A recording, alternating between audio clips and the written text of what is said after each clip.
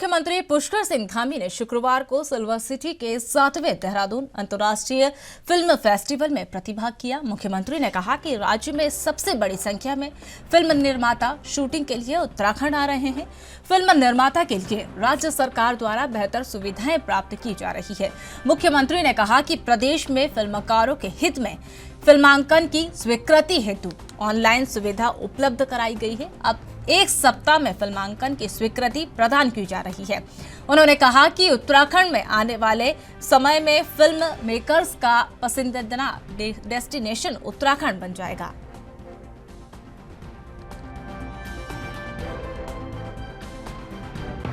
नहीं, देखिए, हम लोगों का पूरा प्रयास है कि यहाँ पर फिल्मों के लिए जो हमारा एक वातावरण है, पहले से ये वातावरण है और हमारे यहाँ पर जिस प्रकार से भगवान के द्वारा दी हुई प्रकृति द्वारा प्रदत्त सभी कुछ है। यहाँ पर नदियाँ हैं, यहाँ पर हमारे विशाल मात्रा में वनों की संख्या है, नदियाँ हैं, पर्वतराज हैं, यहाँ का शुद्ध वातावरण है, यहाँ की अच्छी अच्छी हमारी वैलियाँ हैं, हिम के शिखर हैं और ग्लेशियर हैं। तो निश्चित रूप से फिल्मों के लिए सबसे अच्छा माहौल हमारे उत्तराखंड में है। वो जितना और सकारात्मक होता है, हमने सभी लोगों से, फिल्म से जुड़े हुए सभी प्रकार के लोगों का हमने आह्वान किया है कि वो उत्तराखंड में आए और उत्तराखंड की सरकार, हम सब लोग निश्चित रूप से जो भी प्रोत्साहन देना होगा, जो भी उनका सहयोग करना होगा, हम करेंगे और हम सबको। मुख्यमंत्री पुष्कर सिंह धामी ने शुक्रवार को सिल्वर सिटी के 7वें देहरादून अंतर्राष्ट्रीय फिल्म फेस्टिवल में प्रतिभाग किया और इस दौरान मुख्यमंत्री ने कहा कि राज्य में बड़ी संख्या में फिल्म निर्माता शूटिंग के लिए उत्तराखंड आ रहे हैं और फिल्म निर्माता के लिए Dehradun valley of world international literature and art festival का आयोजन किया गया। राज्य सरकार के द्वारा फिल्म विकास परिषद के माध्यम से किए जा रहे कार्यों की जानकारी देते हुए विशेष सचिव सूचना अभिनव कुमार ने कहा कि उत्तराखंड राज्य कई लेख एक्टर, फिल्म प्रोड्यूसर और फिल्मों के लिए के क्षेत्र में काम करने वाले नामी चेहरे उत्तराखंड में रहते हैं। उत्तराखंड दिन प्रतिदिन फिल्म इंडस्ट्री के लिए नई शूटिंग डेस्टिनेशन के रूप में उभर रहा है। उत्तराखंड का नैसर्गिक सौंदर्य फिल्मांकन के लिए लोगों को आकर्षण कर रहा है। साथ ही उन्होंने बताया कि राज्य में एक वर्ष में करीब 300 से अधिक छोटी फिल्में बनी हुई है और शूटिंग की गई, जो उत्तराखंड राज्य के लिए एक बड़ा सकारात्मक संदेश है। उन्होंने कहा, उत्तराखंड राज्य को नए शूटिंग डेस्टिनेशन के रूप में बनाने के लिए मुख्यमंत्री पुष्कर सिंह धामी के नेतृत्व में सरकार फिल्म सिटी इंफ्रास्ट्रक्चर और नई फिल्म पॉलिसी पर कार्य कर रही है।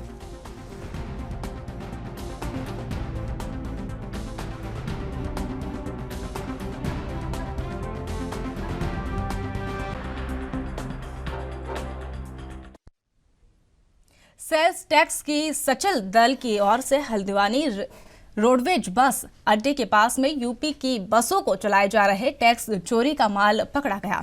स्टेशन के समीप मौजूद पुस्तकालय के पास से लंबे समय से ये खेल चल रहा था, मगर विभाग इस ओर आंख मूंदे बैठा रहा। हालांकि शनिवार को सेल्स टैक्स सचल दल की ओर से असिस्टेंट कमिश्नर मोहम्मद काशिम ने बिना टैक्स दिए 1.5 लाख के करीब माल को जब्त कर लिया, जिसके कब्जे से जांच कर भेज दिया गया। उन्होंने बताया कि बिल देखने के बाद करीब 16 नग छोड़ दिए गए और जो बिना बिल का माल था उसे जब्त कर लिया गया।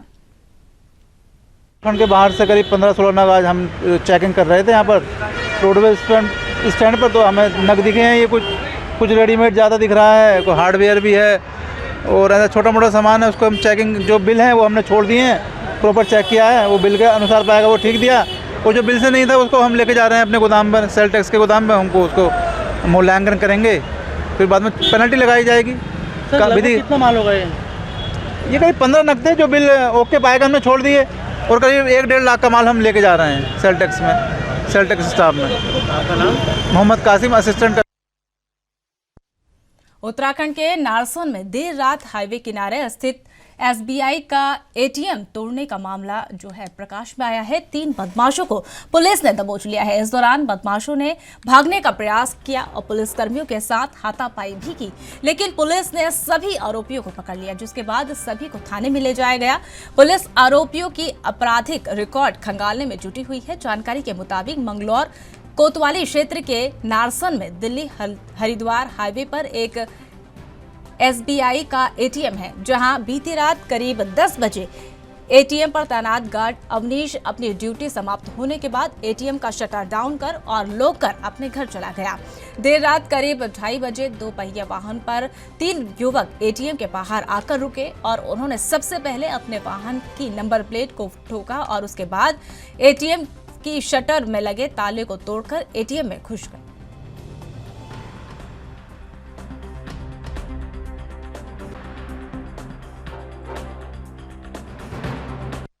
10 और 11 की रात्रि जो थी उसमें एक एटीएम में कैश तोड़कर एटीएम तोड़कर कैश निकालने की घटना की सूचना आई थी, जिसमें मुकदमा दर्ज किया गया। साथ ही साथ कलियर क्षेत्र में भी एक मोटरसाइकिल चोरी हुई थी, जो दोनों घटनाओं को जब कनेक्ट किया गया और उसमें पाया गया कि जो है इसमें 4 अभियुक्त थे जो इस घटना को अंजाम दिया, चोरी की मोटरसाइकिल से आए थे। तो उसमें चेकिंग के दौरान मोटरसाइकिल में 2 अभियुक्तों को गिरफ्तार किया गया, जिन्होंने घटना को कबूला भी है। साथ ही साथ 2 अभियुक्तों का और नाम आए जो अभी फरार है, उसके लिए टीम को लगाया गया। सर, क्या सामान बरामद हुआ है? इसमें मोटरसाइकिल जो बेसिकली जो मोटरसाइकिल थी चोरी की वो बरामद हो गई है। चूंकि एटीएम से कोई चीज गई नहीं थी, चोरी होकर कोई कैश नहीं गया था, इसलिए लेकिन साक्ष्यों। खबर जनपद उधम सिंह नगर के जसपुर कोतवाली क्षेत्र के टीचर कॉलोनी से है, जहां हथियारबंद चोरों ने देर रात एक घर में ताला तोड़कर लाखों की चोरी की घटना को अंजाम दिया। सूचना पर मौके पर पहुंची पुलिस ने जांच में जुट चुकी है। मामला जसपुर कोतवाली क्षेत्र के टीचर कॉलोनी का है, जहां पीड़ित ऋषिपाल सिंह अपनी पत्नी के साथ रह रहे हैं और देर शाम पीड़ित पति पत्नी अपने रिश्तेदार के यहाँ गए थे, तभी चोरों ने घर का ताला तोड़कर चोरी की घटना को अंजाम दिया। पीड़ित ऋषिपाल सिंह ने बताया कि घर का ताला तोड़कर चोर लाखों रुपए के जेवर लेकर लगभग 15,000 की नकदी भी लेकर गए हैं। वहीं पीड़ित ने पुलिस से उचित कार्रवाई की मांग की है।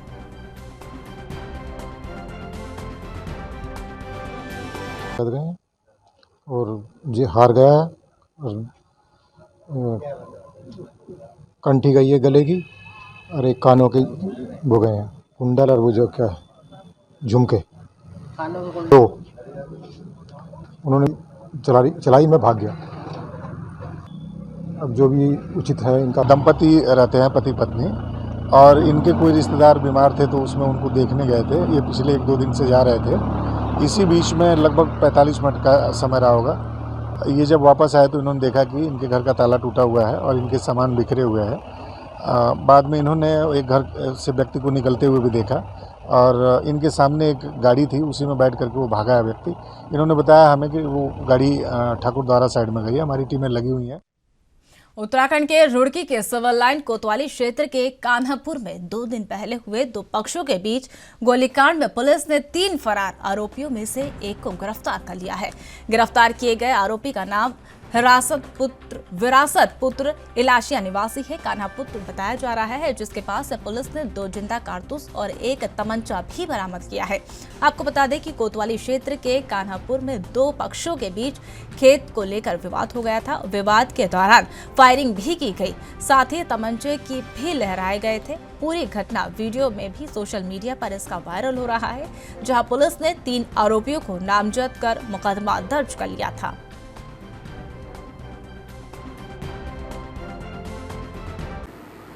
कान्हापुर में हुए घटनाक्रम के संबंध में आज एक अभियुक्त विशारद की गिरफ्तारी की गई है और उससे एक अवैध तमंचा बरामद किया गया है, जिस संबंध में शस्त्र अधिनियम का अभियोग अलग से पंजीकृत किया गया है। सर, इसमें कितने लोग कितने गिरफ्तारी बाकी? अभी इस संबंध में अन्य जो भी वांछित अभियुक्त हैं उन सभी की गिरफ्तारी के लिए प्रयास जारी है। सर, किस तरीके से मामले किसमें गिरफ्तार किया, क्या क्या उनसे बरामद हुआ? इसमें एक भूमि संबंधी विवाद में एक पक्ष के द्वारा अवैध अस्त्रों का प्रयोग किया गया था। इसी आधार पर अभियोग पंजीकृत किया गया था, अंतर्गत धारा 307 IPC 323, 504, 506, और आज उसी संबंध में इस अभियुक्त विशारद उत्तराखंड के मुख्यमंत्री पुष्कर सिंह धामी ने आज सचिवालय देहरादून में महिला सुरक्षा और राज्य की कानून व्यवस्था की समीक्षा बैठक की। बैठक में सभी जिला अधिकारियों और एसएसपी वीडियो कॉन्फ्रेंसिंग के माध्यम से मौजूद रहे। बैठक में मुख्यमंत्री पुष्कर सिंह धामी ने महिलाओं के प्रति होने वाले अपराध पर जल्द कार्रवाई के साथ ही सभी थाने में महिला पुलिस अधिकारियों की तैनाती किए जाने समेत कई दिशा निर्देश मुख्यमंत्री द्वारा दिए गए।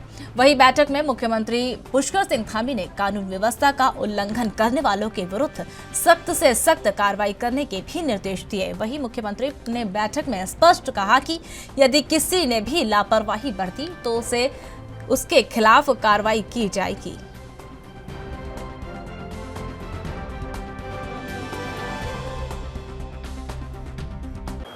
कानून व्यवस्था और महिला सुरक्षा को लेकर आज ये बैठक हमने की है। ऐसे सभी मामले जो घरेलू हिंसा के हैं, यौन हिंसा के हैं या अन्य अपराध के हैं, उन महिलाओं के साथ होने वाली छेड़खानी है, उन सब पर एक तो त्वरित रूप से कार्रवाई हो। प्रत्येक थाने पर एक महिला अधिकारी सब इंस्पेक्टर स्तर की जो है इस जांच में लगाई जाए और जितने भी मामले दर्ज होते हैं उन पर ठोस पैरवी हो। जिलाधिकारी और पुलिस अधीक्षक इसकी नियमित रूप से मासिक समीक्षा करें और जो मामलों में अच्छी कार्रवाई हुई है उन सभी को हम जहां प्रोत्साहित करने का काम करेंगे, वहीं अगर जो कोई जिम्मेदार जो लोग भी इसकी पैरवी में कम पैरवी करने वाले या ठीक प्रकार से पैरवी करने वाले नहीं होंगे तो उनके खिलाफ भी कार्रवाई की बात करी है और अगले 1 माह बाद फिर से इसकी समीक्षा करेंगे। साथ ही साथ एक अवेयरनेस का कार्यक्रम भी चलाएंगे। 2 ऐप आज यहाँ पर हम लोगों ने जारी किए हैं पुलिस विभाग ने और उनका डेमो भी किया है। वो ठीक प्रकार से काम करें, महिला सशक्तिकरण का और सुरक्षा दोनों के क्षेत्र में काम करें। साथ ही साथ जो हमारे महिला मित्र ऐसा करके जो है एक हम लोग जागरूकता का अभियान चलाएंगे। प्रत्येक थाने और प्रत्येक हमारे कोतवालियाँ इस क्षेत्र में काम करेंगी, जिससे कि उनको प्रोत्साहित करने के साथ साथ उनके सभी के अंदर एक विश्वास का भाव भी पैदा हो कि पुलिस और सरकार तत्काल इस पर कार्रवाई करेगी। तो माननीय मुख्यमंत्री जी ने हम लोगों को निर्देश दिए थे कि महिला सुरक्षा के साथ साथ महिला सशक्तिकरण भी होना चाहिए। इसके लिए ये बहुत आवश्यक है कि महिलाएं अपने घरों से निकल के कार्यस्थल पे आएँ और जो कामकाजी महिलाएं हैं उनको सुरक्षित माहौल देने के लिए ये गौरा शक्ति ऐप आज सीएम साहब ने लॉन्च किया। इसमें जो भी कार्यशील महिलाएं हैं, जैसे अभी हम लोगों ने एक डेमो भी दिया था जिसमें हमारे सचिवालय में कार्यरत 2 सेक्शन ऑफिसर्स और 1 समीक्षा अधिकारी, तीनों महिलाएं हैं। उन्होंने सीएम साहब के सामने ऐप को अपने फ़ोन पे डाउनलोड किया और वो गौरा शक्ति वाला बटन दबाया, जिससे उनका रजिस्ट्रेशन हो जाता है ऑटोमेटिकली और उनको एक मैसेज आता है फ़ोन पे जो महिला अपना रजिस्ट्रेशन करा रही है और वही एक मैसेज जो थाना है, जैसे सचिवालय अगर उनका कार्यस्थल है तो थाना कोतवाली पड़ता है, कोतवाली में जो महिला सब इंस्पेक्टर है उसके फ़ोन पर भी वही मैसेज आएगा कि ये आंचल, गीता और प्रमिला ने अपना रजिस्ट्रेशन करा लिया। फिर वो महिला सब इंस्पेक्टर उन लड़कियों को कॉल करेगी। भारतीय जनता पार्टी के प्रदेश अध्यक्ष महेंद्र भट्ट की पहल पर उत्तराखंड का बीजेपी कुनवा लगातार बढ़ रहा है। आज प्रदेश के विभिन्न विभागों में काम करने वाले सेवानिवृत्त अधिकारियों कर्मचारियों को प्रदेश अध्यक्ष भट्ट ने भारतीय जनता पार्टी की सदस्यता दिलाई और इस मौके पर प्रदेश अध्यक्ष ने मीडिया से बातचीत करते हुए कहा, आगामी दशक उत्तराखंड का दशक है जिसके तहत प्रदेश सरकार और केंद्र सरकार की कार्य कर रही है और इसी के द्वारा प्रदेश में विकास के सभी योगदान की आवश्यकता है और प्रदेश में निर्माण के कर्मचारियों का महत्वपूर्ण योगदान है और इसलिए सेवानिवृत्त कर्मचारियों का संगठन और सरकार को योगदान मिलेगा और इसके सुझावों को विकास में सम्मिलित किया जाएगा।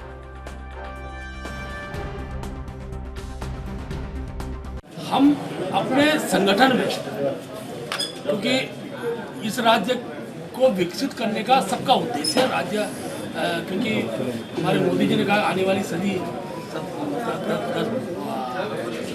दशक ये उत्तराखंड का होगा, इसलिए उत्तराखंड के दशक में इन क्षेत्रों में सरकारी सेवाओं में काम करने वाले लोग इनका योगदान बना रहे हैं। उनके सुझावों से हम चीज़ों को आगे बढ़ाएं, खासतौर इंजीनियरिंग के क्षेत्र में, आपके रेलवे के क्षेत्र में, भिन्न डिप्लोमा एजेंसियाँ, भिन्न अनेकों विभाग हैं, उन विभागों का योगदान इस प्रदेश के विकास के लिए क्या क्या हो सकता है, उनके सुझाव की लंबे समय तक वो क्योंकि उस आंदोलन के राज्य निर्माण के आंदोलन में भी कर्मचारी संगठन बहुत बड़ी वो रहा है, योगदान रहा है। उस योगदान को साथ में लेते हुए और ये राज्य सबके सहयोग से विकसित राज्य के रूप में खड़ा हो, इस उद्देश्य के साथ में हमारा सब लोगों को जोड़ने का कार्यक्रम है और इस कार्यक्रम में पूरे प्रदेश में उत्तराखंड वासियों को प्रदूषण की समस्या से निजात दिलाने के लिए अब परिवहन विभाग पूरी तरह से एक्टिव मोड में नजर आ रहा है।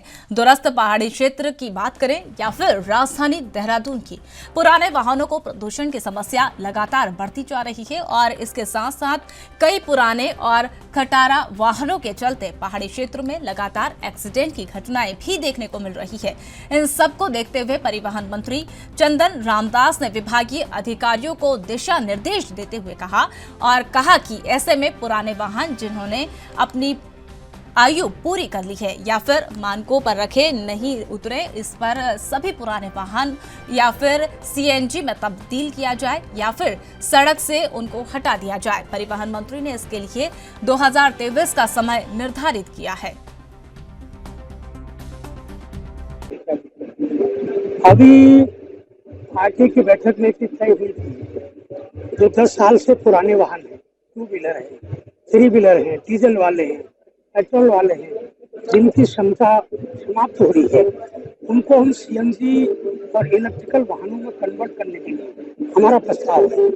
हमने मार्च 2023 तक का लोगों को समय दिया है और आने वाला समय अब इलेक्ट्रिकल वाहनों का है, वो चाहे 2 व्हीलर हो, 3 व्हीलर हो, 4 व्हीलर हो। आने वाले समय में हम वैज्ञानिकता के हिसाब से हम इन कार्यक्रम को करेंगे, लोगों को अच्छी सुविधाएं प्रदान करने का पूरा प्रयास किया जाएगा।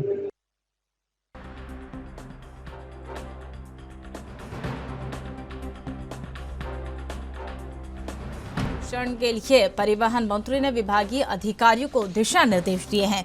इसी को देखते हुए उत्तराखंड वासियों को प्रदूषण की समस्या से निजात दिलाने के लिए अब परिवहन विभाग पूरी तरह से एक्टिव मोड में नजर आ रहा है। खबर देहरादून से है, जहां आवास विकास मंत्री प्रेमचंद अग्रवाल ने विधानसभा देहरादून में उत्तराखंड आवास और नगर विकास प्राधिकरण की 16वीं बोर्ड बैठक ली। बैठक में मंत्री ने नए शहरों के स्थापना के संदर्भ में कहा कि सरकार जिलों और प्राधिकरण के सामंजस्य स्थापित करते हुए इस दिशा में महत्वपूर्ण पहल कर रही है।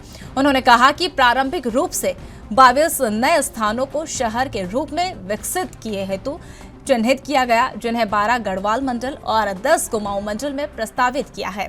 मंत्री ने कहा कि नए टाउनशिप के निर्माण से शहरों पर बढ़ रहे जनसंख्या दबाव, यातायात आदि की समस्या के निराकरण की सहायता मिल रही है और इसी के लिए देहरादून में भी 4 टाउनशिप का निर्माण प्रस्तावित है।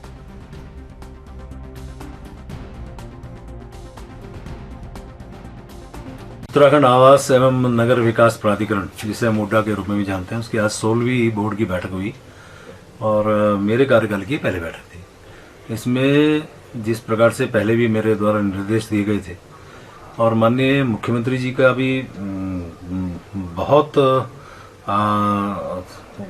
आग्रहपूर्वक आदेश भी है कि हमारे प्रदेश के अंदर कुछ नए टाउनशिप डेवलप की जाए। तो 22 शहरों को हमने पूरे उत्तराखंड के अंदर चिन्हीकरण उनका किया है, जिसमें 10 कुमाऊं में और 12 गढ़वाल में।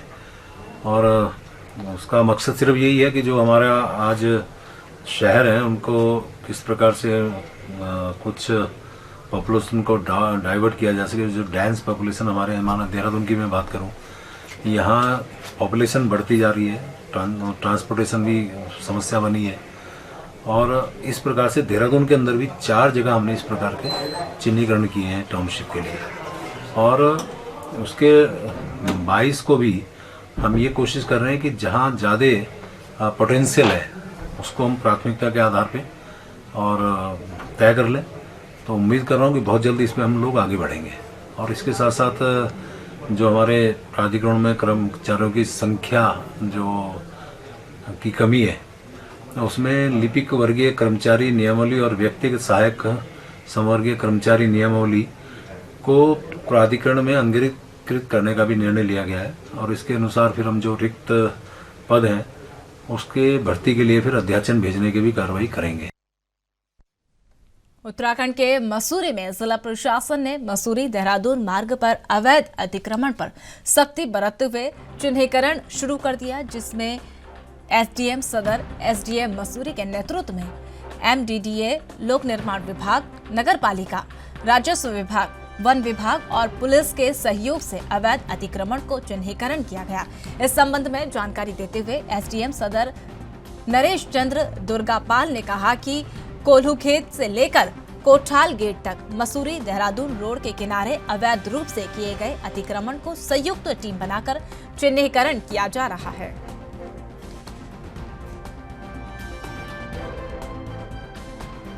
हाँ, जिलाधिकारी महोदय ने कल ही जो है एक बैठक इस संबंध में आयोजित की थी और हम लोगों को निर्देशित किया है कि इसमें चिन्हीकरण करते हुए अतिक्रमण हटाया जाए।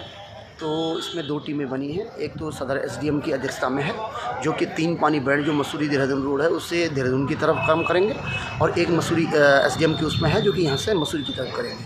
हमारे साथ जो है इसमें नगर पालिका है, एमडीडीए है और वन विभाग है, उसके बाद राजस्व विभाग की टीम है, और उसमें हम लोगों ने जो सड़क की चौड़ाई है उसके मानक को देख रहे हैं कि किसी ने सड़क में इंक्रोचमेंट किया है। दूसरा, हम एमडीडीए के मानकों को देख रहे हैं कि नक्शा स्वीकृति है या नहीं है, और या उसके स्वीकृति के विपरीत काम तो नहीं किया गया। तीसरा चीज़, हम नगर पालिका का यदि एरिया है तो नगर पालिका के एक्ट के अनुसार जो काम है उसको देख रहे हैं। एनएच के लोग भी हमारे साथ हैं, जहाँ एनएच की रोड है वहाँ एनएच का काम किया जाएगा। और इसमें वन विभाग के भी लोग हैं, जिससे वन भूमि में अतिक्रमण है तो वन विभाग के अधिनियम के तहत अतिक्रमण।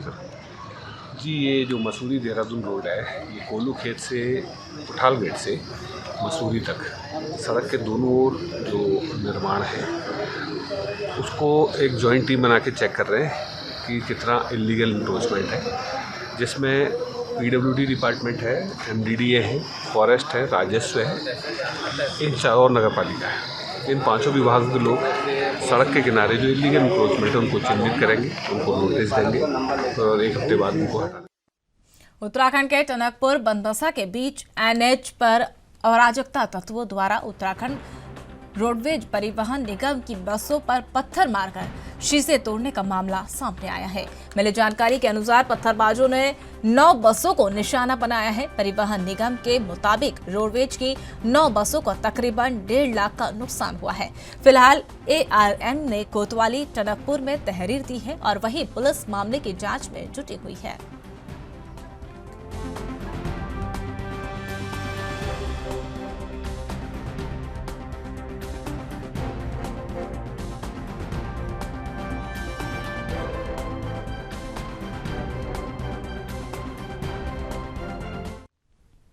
उत्तराखंड में अनुसूचित जनजाति आयोग के उपाध्यक्ष दर्जा राज्य मंत्री पीसी गोरखा ने रामनगर विकासखंड सभागार में जनसंवाद कार्यक्रम के माध्यम से पंचायत प्रतिनिधियों की समस्याएं सुनी और कार्यक्रम के दौरान पंचायत जनप्रतिनिधियों ने अधिकारियों पर फोन न उठाने और उनके में काम पर बेवजह अड़ंगा डालने के लिए आरोप लगाया है। और वहीं ग्राम प्रधान सुनीता कन्नौजिया ने अपने क्षेत्र में स्थित सस्ता गल्ला विक्रेता पर ग्रामीणों की शिकायत के दौरान दुकान का निरीक्षण किए जाने पर की गई अभद्रता पर रोष जताया है, कार्रवाई करने की बात कही है। और इसके अलावा क्षेत्र पंचायत सदस्य राहुल ने मालधन चौड़ क्षेत्र में बने स्वास्थ्य केंद्र की चिकित्सा की स्थायी नियुक्ति और संसाधन उपलब्ध कराए जाने की मांग की है। तो वहीं उपाध्यक्ष पीसी गोरखा ने अधिकारियों को दिशा निर्देश दिए हैं और जनप्रतिनिधियों का सम्मान करें और कहा कि उनके समस्याओं को प्राथमिकता से समाधान करना आवश्यक है।